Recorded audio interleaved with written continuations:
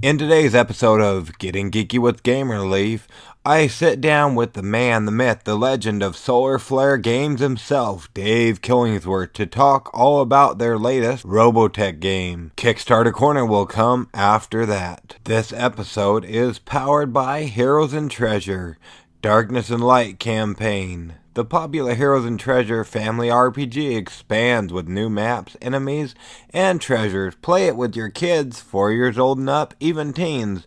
It's a game we'd like to get to the table when we bring back Rolling with the Leafs. It'll be on Kickstarter through Tuesday the 12th of March, so if you want to bring your kids your love of role-playing games, definitely check out Heroes and Treasure, Darkness and Light campaign. This episode is powered by Kyle Cottonbrook and his character casket. He created multiple accessories all in one kit. It's affordable prices and is convenient for you. Think of a corpse for your dice and minis. It'll be on Kickstarter through Monday the 15th of April. This episode of Getting Geeky with Game Relief is also proudly being powered by Braden's World, makers of Heroes of History, the card game. Sam, the game's creator, was on with us a few episodes back, episode 235, about Heroes of History Take 2. To talk all about his game, and after we got our copy, we are so excited to get started. It's the only game on the market where you can have Norse heroes fight American generals in the Minotaur's lair, which I can't wait to try. The new set of Glorious Greeks and Vicious Vikings is out now.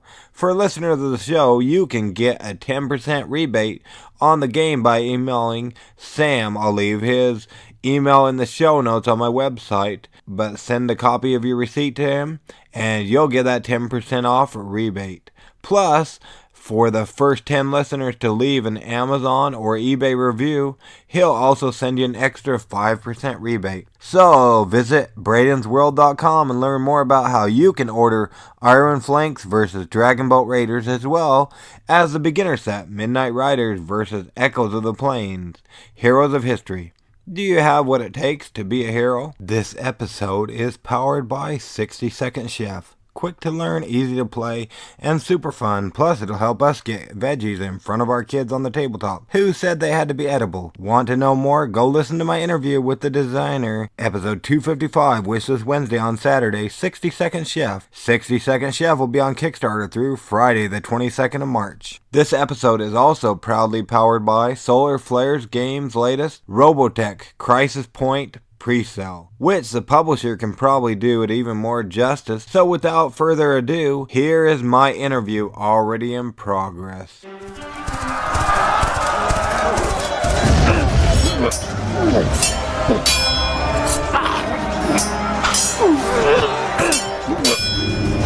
Getting Geeky with Gamer Leaf, the podcast in which one man strives to level up his geekhood and helping you do the same, one battle at a time.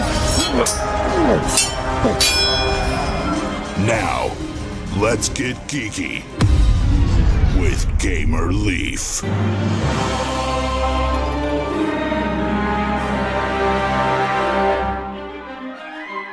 Following the annihilation of Earth, human survivors struggled to rebuild the once great planet, only to be faced with a new threat, the Robotech Masters. They arrived to complete the mission that their Zentradi Armada began, to secure the Empire by reclaiming the Protoculture Matrix before it's located by the Invid. In their way stands the Army of the Southern Cross. Did that sound familiar to you guys? It didn't to me either, but this is the story of Robotech Crisis Point, a new game that's up for pre-order from our friends over at Solar Flare Games, and we're lucky enough to have on the creator mastermind behind this game. Is that correct, Dave? Is that how you fall in line with it?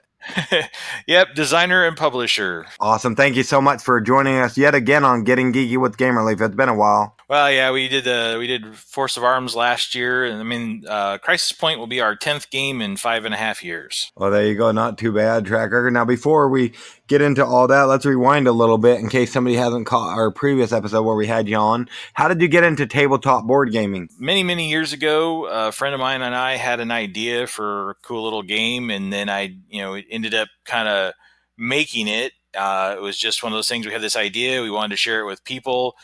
Thrash Car was our first game, and it's a good game. People who play it love it. It's just one of those things. It's out of print now, but you learn what you don't know the first time. So now that we're on our 10th one, it kind of hums along, and the biggest challenge is making sure you keep creating something new and unique for people. There you go. What about playing them? How did you get into playing, or you just jumped straight into designing? I've been playing games my whole life. It's I like the challenge of trying to outwit or outthink people, and then I also like co-ops tend to be my favorite. I like working with people to try to beat the game more so than trying to beat other people. Robotech game. Maybe let's talk about the one you have out previously, and then we can jump into Crisis Point after. Sure. When we secured the license, first of all, I'm a massive Robotech fan. So when I realized there was a potential for us to get the license,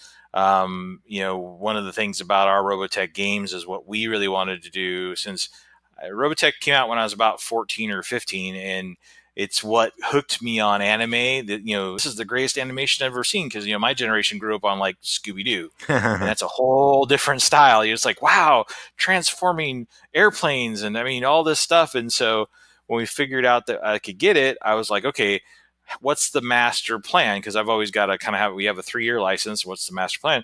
And what I decided is I really wanted to make a game based on each of the sections of the cartoon, so that once we were done, if you sat down for an evening and played all 3 games, it would be just to a degree like living the cartoon from beginning to end. And so we sat down. I have some friends that helped me out with the design work, and we said, okay, Macross, it's really about being in space quite a bit. I mean, there's some on the ground, but it was always about the SDF one. So, okay, a space-based game. And we ended up designing Robotech Force of Arms. I had created a mechanic for a game called Nightmare Forest Utter Terror, and we decided to adapt that mechanic for Force of Arms and enhance it a little bit, tweak it a little bit, make it a little more advanced. And then the idea was Force of Arms was going to be the entry point into this for people, just like the cartoon was. So it's the least complex of the games, in the sense that it's pretty well balanced, and it's really a combination of fleet combat, bluffing, area control, card hand management. So we got a bunch of little bit of everything in it, but it's a great game to introduce you to the world of our Robotech games. And so we designed it. We took all of the favorite bits and pieces from the show that we loved, from either poses of the mechs or characters or events in the show, and we had our artists create all new art for each of those elements. And and then we produced the game and put it out last year, and it's been really, really popular. Cool, awesome. Yeah, I've watched a little bit of the cartoon with my son. Is there like Commander Rick? There's Rick somebody, and then there's Amina, or I forget. I don't even know how to pronounce her name. So yeah, in our game, we didn't put Minmay in it because Minmay is very polarizing to a lot of people. A lot of people like her, a lot of people hate her. In the game, yeah, we put Rick Hunter, Max Sterling, Lisa Hayes, Commander Global from the RDF side, and then the other side had Britai, Chiron, Zonia, and everybody's favorite Miria.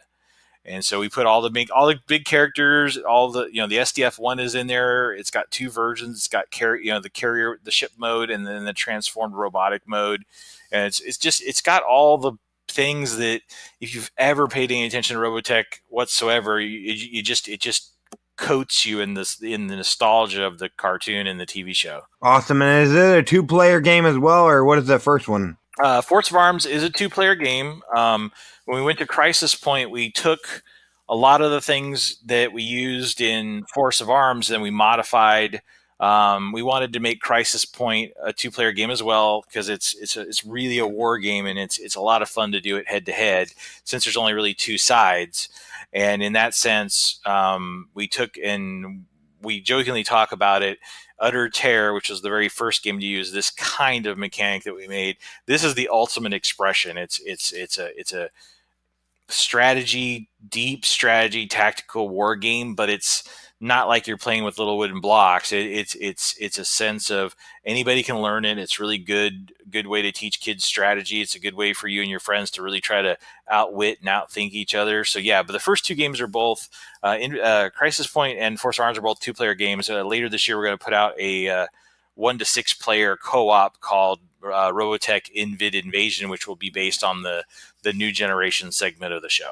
Awesome. And with the contract, did you say you can make so many games within that 3-year period, or what exactly can you share with us about that? So the license lasts for 3 years. We're if all goes well, we'll and with Harmony keeping the license, we're going to renew our license too because we have a deck builder idea we want to do. But the amount of games that we can get out during the time of the license is more about the fact how much time do I have. I'm not willing to put out a game that isn't fully fleshed and fully functional and something that people will enjoy. So I wasn't going to just slap Robotech art all over something over and over and over just to produce a bunch of games. Each of these games, while the first two use some similar mechanics, they're all very different from each other. Well, that's good to hear. Yeah, so that's good that it's not just a theme slapped on. As soon as you got the license, is that when you started working on it? Yeah. So I knew the mechanic would lend itself to a space-based game really well, the original Utter Terror mechanic. But yeah, no, we sat down and it was, okay, it's Robotech. We have this mechanic. How do we build the rules and the functional so that it feels like you're in the show, not that you're playing some other game dressed like the show? And that took a little bit of time. It took us about 6 months to really get it hammered out to where we want for Force Arms. And then Crisis Point was much easier because after we'd finished Force Arms, we knew exactly what we wanted to do for Crisis Point. It was just a matter of building it and then playing it a few times to figure out where it was kind of squishy, firm that up, add some depth and breadth to what we're doing. And then one of the things is we joined, over the course of time, I joined a Facebook group called the Masters War. And the huge Robotech Masters, which is the section of the show this is based on, fans. And so what we did is, because we do care so much about what we're doing with the IP, we sat down with those fans and we started telling them what we were doing, and we started getting feedback from them of what should be in the game. And one of the funnest things we did, since I'm such a huge Robotech fan, is they complained always that there was never a good version of the official Army of the Southern Cross flag. So I ended up having my artist create one, and then we got the executives at Harmony Gold to canonize it. So that's actually going to be, that art should show up in other games they're licensing, but we created now the official flag for Army of the Southern Cross. So there's all this fun that goes into what we're doing, because I love making games, but I really love Robotech, so I got to fuse the two things together. Well, there you go. The best of both worlds, I guess. Yes. So that's awesome. Now, they can still get Robotech Force of Arms in their local game store. Is that right? Or how do they do that? There's a couple of ways. They can get it from Robotech.com, which is Harmony Gold's base of operations. Yes, they should be able to go into any game store. It's still in distribution. It's actually doing really well in distribution. So if they go in, if the store doesn't have it, they should be able to find it. Just tell them to look up Robotech Force Arms. And then also, since we're doing a pre-order for Crisis Point, one of the things we wanted to do is I already paid for production on Crisis Point, so it's already in manufacturing, but we wanted to do a pre-order because in the course of what we were doing creating Crisis Point, I had an opportunity to create a couple of extras that were really kind of cool exclusives. So like there's going to be a free comic book days coming in May. There's a Robotech comic coming out. Well, we have a version of that comic with a cover we did with one of our artists' pieces of art. And so you can only get that variant cover from us in pre-order, and it's a free part of the pre-order. We also are including a booster pack for Force of Arms. So if you like playing Force of Arms and you're familiar with the property, if I tell you Grand Cannon, you know what I'm talking about. It's a little booster pack of 6 cards that you can add to the game, which completely changes a lot of the aspects of how Force of Arms is played and makes it even more dynamic. And then there's also a custom set of Robotech playing cards where we use the Masters, the Zentradi, the RDF, and the Army of the Southern Cross as the suits, and each of the cards has art from the games representing each side. So it's a true deck of poker cards, and it also can only be gotten during the pre-order. So what we did is we put the pre-order up for Crisis Point, for the same price you pay in retail, but we're discounting shipping for everybody, and we're giving them a bunch of free, free extra little swag that doesn't affect the game itself, but it's a bunch of really nice extras that we wanted to throw in to show the fans how much we care, how much we support them, and also entice the biggest fans to do the pre-order, because what we're really trying to do with the pre-order is generate enough capital to get the art finished for Invid Invasion, so that we can get that out this year. Okay, awesome. And this is a little bit different than people might be accustomed to a pre-order taking place with how Kickstarter has been. So, from what I hear from you, you went ahead and paid for everything up front, except maybe the art on getting production, and then now you do have a pre-order. That imagine that's something dealing with the licensing or whatnot. Yeah, the license doesn't want to do Kickstarter, and for us. Crisis Point's completely done. All the art was finished about a month ago, so Crisis Point's just completely there. It's in China. They're sending me the production proofs right now. I should get them this weekend. I'll sign off on them, and the presses will start to roll.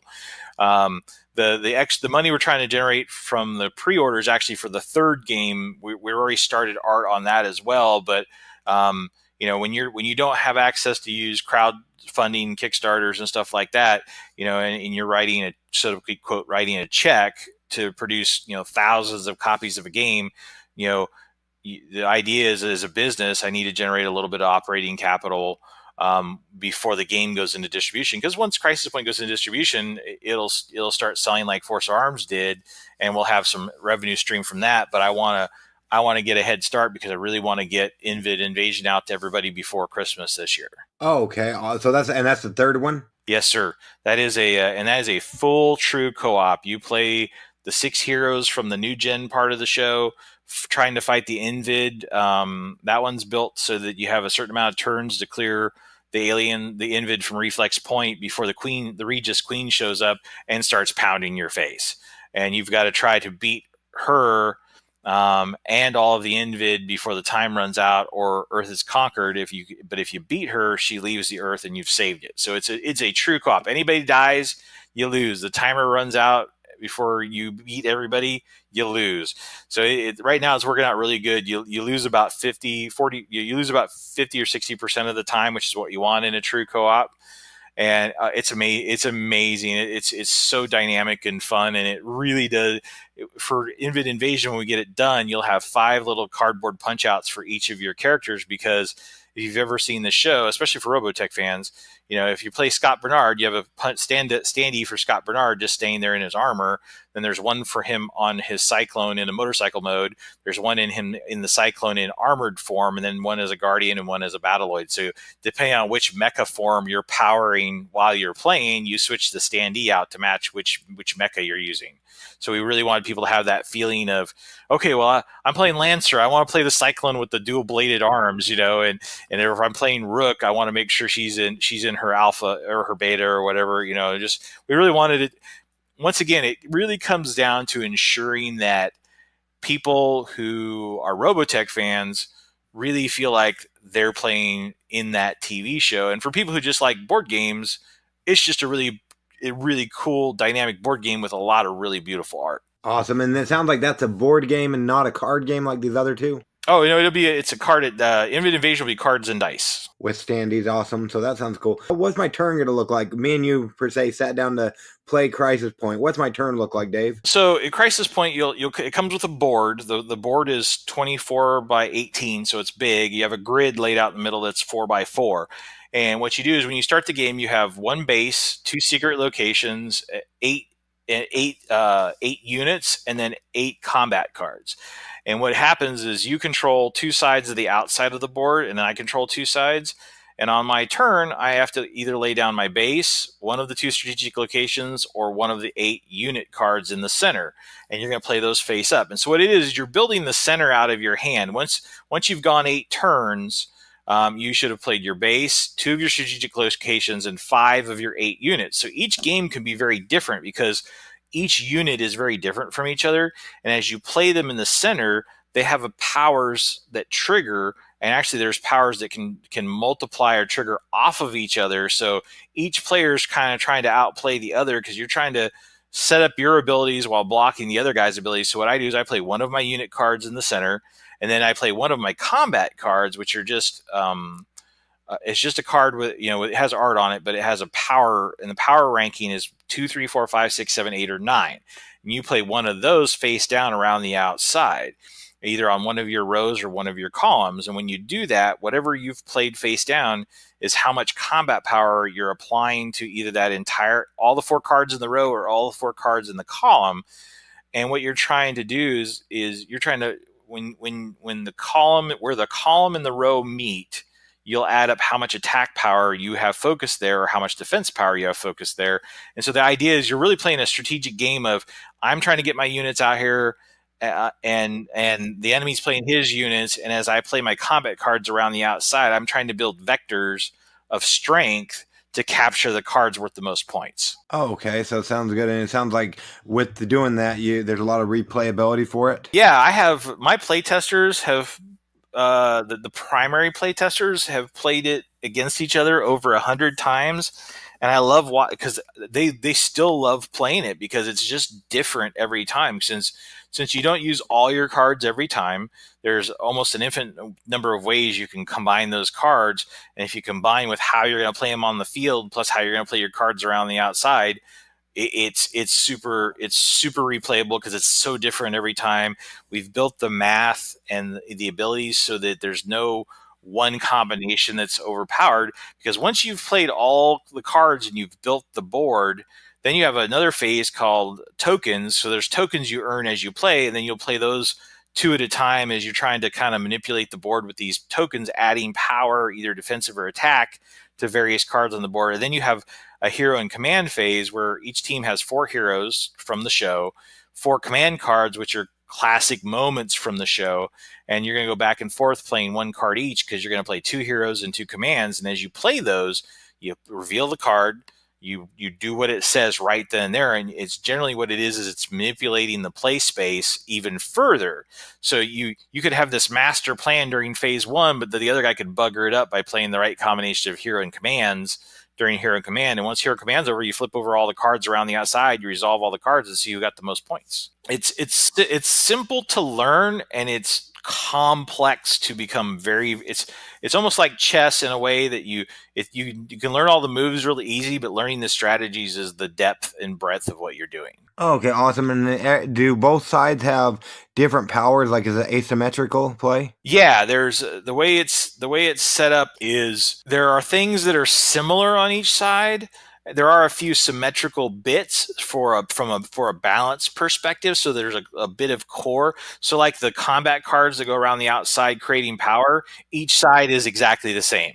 But the unit cards that get played in the middle and the hero and command cards are very different from each other. They're very thematic to the team that you're playing, and so they can be similar to each other, but not exactly the same. Oh, okay, awesome. And somebody's been listening, they're interested in going and checking it out and pre-ordering it just because it's so different from what we usually do. We're usually talking about Kickstarters. How does a pre-order go down? I know with Kickstarter, their card is charged at the end of the campaign, but how does a pre-order go down, Dave? So I'm actually, I'm pretty good friends with the people at Pledge Manager. So people who've used Kickstarter before are mostly familiar with Pledge Manager. We built a pre-order on their Pledge Manager platform. So you would just go to, for right now, the easiest way for me to say it over a chat like this is if you go to tinyurl.com, so tinyurl.com/crisis point, it'll take you to a Pledge Manager page. So it'll look like a Pledge Manager post Kickstarter. But really what you're doing is you're going to pick a package. You can either buy just Crisis Point with the extras, or you can actually buy Crisis Point and Force of Arms bundled together with a really discounted shipping and the extras. And you'll just basically go through, pick the combo that you want, and you go all the way to the end. You put your address and everything into it, and you pay for it. And then late May or early June, we'll ship everything out to everybody. Okay, so they won't be waiting a whole year, 2 years to get it? Nope. If they ordered right now, so this is March. See, April, May. Yeah, you're looking at 2 or 3 months before you'd have your stuff. Okay, awesome. And just so we're clear, their card is immediately charged. Is that right? Yes, that's one thing about Pledge Manager. As soon as you commit your order, the card is charged right then and there, because since I've already paid to create the game, you're basically, you are literally pre-buying something you already know is going to be made. Okay, awesome. Yeah, I just wanted to make sure that was clear for him. So when it comes to Robotech Crisis Point, why should my audience go check it out, the pre-order page? And if they like what they see, Dave, why should they go ahead and pre-order it? So a couple of things is, yes, it's going to end up in distribution at the game store, but we're not charging tax. You'll get it before it goes into stores. But the biggest thing is we added the Grand Canyon booster pack, the variant comic book that you can only get from us, the custom poker cards that you can only get from us, and you actually get entered into every copy of Crisis Point you order. You get entered into a drawing. You'll get to pick one of whichever card you like the art the best, and we'll strip the game component art off, and we're going to create a 10 by 14 custom print of that card. So 5 winners will be picked, and you'll get a custom print made of that piece of art signed by me, and mailed to you along with your order. So there's what it is if you do the Crisis Point and you support Solar Flare Games and what we're doing, it's going to allow us to keep moving Invid Invasion along faster, and then instead of waiting for Crisis Point to make it to the stores. But also we added some free goodies. So if you go to the store in June and buy it, you buy the game, you get the game. If you do the pre-order, you get the game, the booster pack, the custom poker cards, the custom variant cover, and a chance to get some custom art. Okay, awesome. So, and we'll make sure we leave all the links in the show notes so they can go on over and do it that way, so they can just click on over easier. Now, this is only the pre-orders available through May or until you run out of copies. Is that correct? Yeah, so we have a cap, so there's only so many of the comic and the poker cards available. So if we run out of if we run out of those, that I'll shut the pre-order down right then and there, because if I can't give you some extra stuff, I'd rather have you buy it from the game store and support the local game stores, which is why we're not doing a lot of pre-order copies. We're just doing just enough to really kind of generate, like I said, some extra cash, some operating capital to get Invid Invasion accelerated. So when that's out, we'll shut it down. So we'll either shut it down when we run out of stuff, or I think we decided like about the first week of May, because the stuff will be arriving in the U.S. theoretically in May, and we'll start shipping late May, early June. So I don't want to have a bunch of pre-orders coming in while we're trying to pack and ship. Okay, so yeah, you definitely don't want to dilly-dally. So if you're listening right now, go ahead and click on over to that link so you can get it and be able to play Crisis Point as well as Force of Arms and get all those extras as well. Now, in case there's any retailers listening, how would they go about getting it in their stores, Dave? There's a couple ways. We do support the retailer. So if a retailer wants to participate in the pre-order, we will offer. They'll just need to contact me via email, and we'll work out a deal with them just as if they were ordering it from distribution. Except that they'll get the extra goodies that are available just like everybody else, except they'll purchase it at a wholesale price so they can put it in their stores right before it hits distribution. If they don't want to participate in the pre-order, which we totally understand, it will go into distribution. It'll be available from any of the distributors they purchase games from. If they watch for GTM Magazine, they'll see the solicit come out in one of the coming issues here really soon. But otherwise, all they have to do is keep an eye out, because it should be available for order through the system in June. And the SKU they need to use is S as in Sam, R as in Robert, F as in Frank, 0602. Okay, awesome. And well, if you get me all that stuff, I'll make sure I leave that in the show notes so they can be able to easily find it or whatnot. Now, yeah, we don't want to keep you all night, but we really appreciate you coming on Getting Geeky with Game Relief with us to talk all about Robotech Crisis Point and the pre-order that's going on now through the first part of May, or until you run out of the special promo items that will go with it. Correct. So yeah, we really appreciate it, Dave. No problem. It was nice to talk to everybody. Thank you very much. No problem. After chatting with Dave, I'm even more excited to once again watch Robotech with Barbarian Leaf and try his Robotech games. If you feel the same way as me, make sure that you head on over to his website to pre-order it today, as when they're gone, they're gone. This way you can get it before your friends. You know what else I'm excited for? to see what's on Kickstarter Corner, as it's a buzz as of late. Take it away, Princess Leaf. What is this place? What is it doing here in the Leaf's computer? Oh, it's Kickstarter Corner with the Leafs. You've probably heard of Savage Worlds Deadlands RPG. You've wanted to give it a try but haven't been able to. You love noir-themed stuff? Well, you're not going to want to miss this then. The Big Easy, a Deadlands noir card game. It's a standalone crime-solving card game for 2 to 4 players set in the world of Deadlands Noir. In case you missed Thursday's show, then go back and listen to it. It's entitled Wishlist Wednesday on Thursday, The Big Easy, a Deadlands Noir card game. But don't dilly-dally, as at the time of this recording or releasing of this episode, there's less than 12 hours to back this before it's off of Kickstarter. The campaign ends today at 10 a.m. Mountain Standard Time. Today is the 7th of March, in case your calendar's broken. And word on the street is our interview will be going out as an update on this campaign before the campaign ends. So look out for that too, and head on over and check out The Big Easy, a Deadlands Noir card game. I'm known for apologizing way too much. I'm working on this. I'm also known for being a sucker for the so-called classic games of Monopoly, Clue, and especially Uno. It's been a while since I've played War the card game, but as a child I loved this one. I also like hobby games thanks to Lady Leaf and all the creators I've talked to over the years. So imagine my joy when I heard Richard from Analog Game Studios was coming out with an asymmetric war card game. I am ecstatic. It's Duels of Kartasora, 2-player 6 warriors. It's a shotgun card game with 6 infamous warriors, quick setup and play, a lifetime to sharpen your skills. Unfortunately, it might be a little longer than I expected on getting it to my table. Unless we can help them get funded. There's only 3 more days to back this game, so let's make Duels of Kartasora a reality so I can combine my love of asymmetric games with my love of War the card game.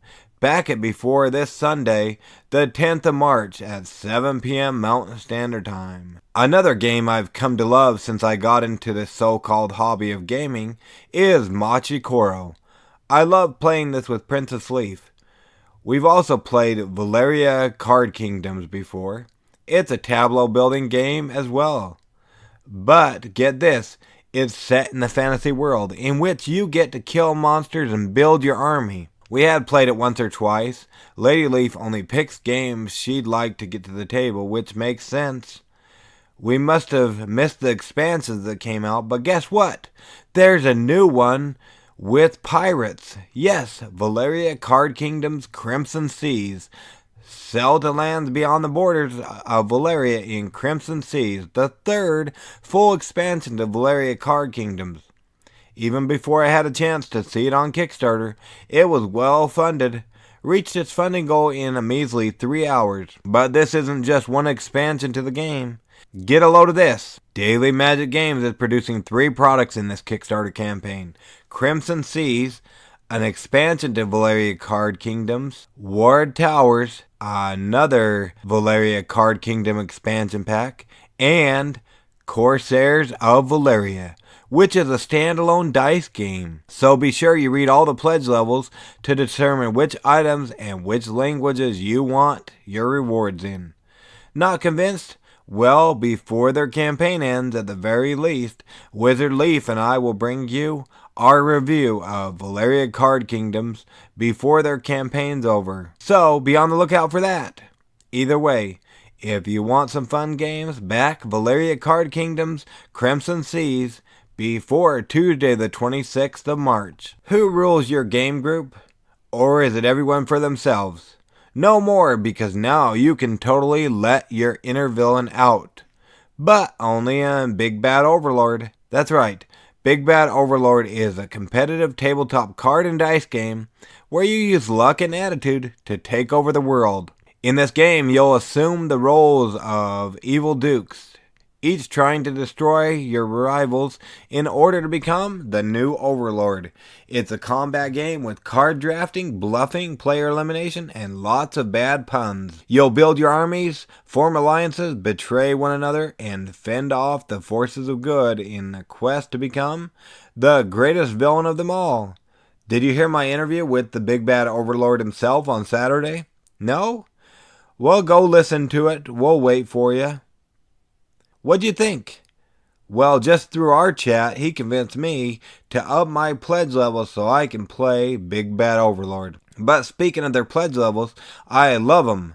Especially this one. Burn your village last. If you pledge $1 or more, my numberless legions will burn your village last when they rampage through the countryside, wreaking havoc and destruction. But why not forgo the village burning and just get the game so you can be one doing the burning?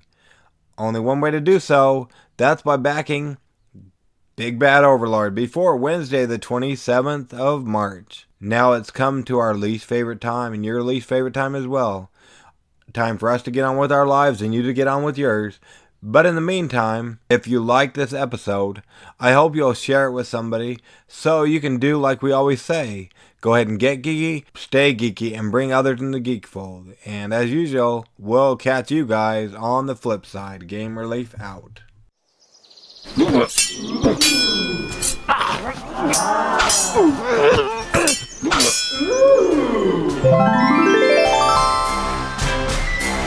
Gamer Leaf levels up. Tune in next week to see if Gamer Leaf's luck holds up.